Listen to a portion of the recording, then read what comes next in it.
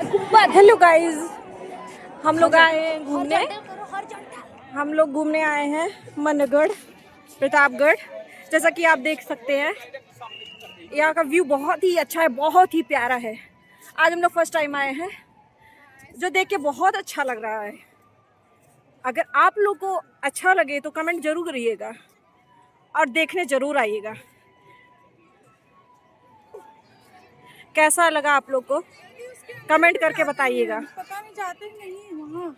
हम लोग क्या, ये सब अच्छा व्यू है, बहुत अच्छा लगता है। जैसे कि देख सकते हैं आप लोग कि इतने सारे बच्चे भी आए हैं घूमने, पिकनिक पे।